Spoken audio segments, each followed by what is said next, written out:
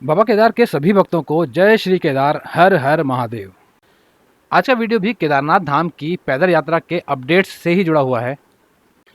जैसे कि आप में से बहुत से लोग जानते होंगे और कुछ लोग शायद ना भी जानते हों कि केदारनाथ धाम में अगस्त 31 तारीख को बादल फटा था और तभी से यहाँ पर केदारनाथ धाम की पैदल यात्रा बंद पड़ी है। इस समय केवल हेलीकॉप्टर यात्रा चालू है और उसमें से भी 9 में से केवल 2 कंपनियां ही अपनी क्योंकि यहाँ पर मौसम उड़ानों के लिए भी बादल फटने की घटना के बाद यहाँ पर बहुत से जगहों पर रास्ते पूरी तरह से टूट गए और जिसकी वजह से पैदल यात्रा को यहाँ केवल पैदल यात्रा ही बंद नहीं हुई, पैदल यात्रा से जुड़े हुए कई व्यवसाय भी संकट में आ गए, जिनमें घोड़े खच्चर वाले, टेंट वाले, सोनप्रयाग से गौरीकुंड की तरफ चलने वाली जीप्स के मालिक, प्रसाद सामग्री बेचने वाले, होटल वाले, इन सभी पर आजीविका का संकट भी आ गया क्योंकि यात्रा लगभग 1 महीने से बंद पड़ी थी। मार्गों के रिपेयर का काम कर्नल अजय कोठियाल को सौंपा गया और उनके अनुभवी नेतृत्व में काम को काफ़ी तेज़ी से पूरा किया भी जा रहा है।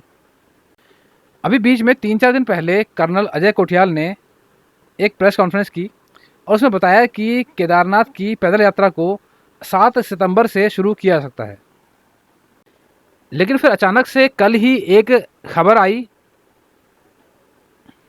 जिसमें बताया गया कि पैदल यात्रियों के एक दल को केदारनाथ मंदिर में दर्शन की परमिशन दी गई है और इसके बाद यूट्यूब में और सभी जगह यह खबर आ गई कि केदारनाथ पैदल मार्ग खुल चुका है, जबकि केदारनाथ के पैदल मार्ग को खुलने की कोई भी आधिकारिक घोषणा ऑफिशियल वेबसाइट पर नहीं की गई है।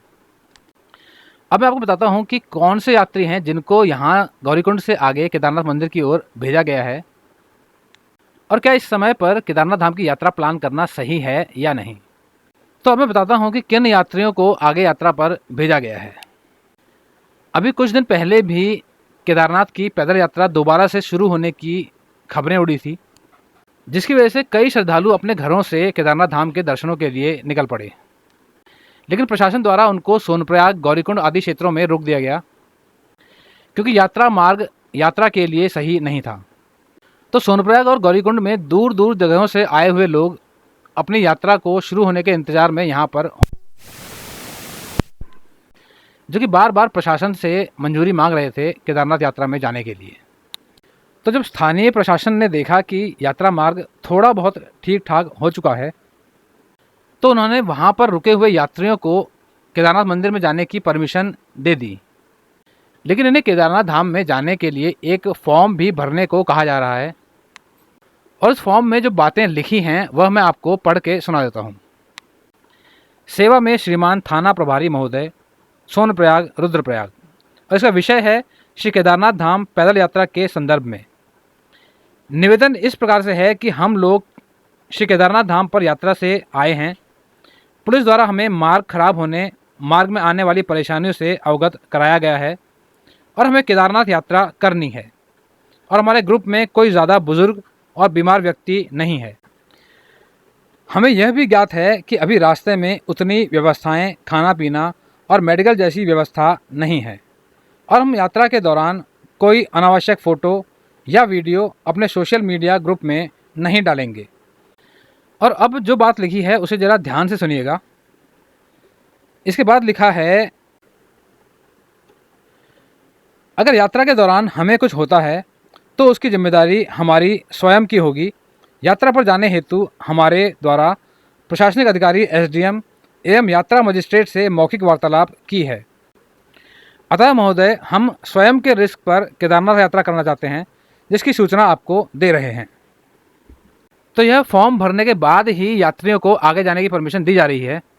इस फॉर्म के कंटेंट को देखकर आप समझ सकते हैं कि इस समय केदारनाथ यात्रा में जाना कितना सेफ है, कि प्रशासन को यात्रियों से यह फॉर्म भरवाने की ज़रूरत पड़ रही है।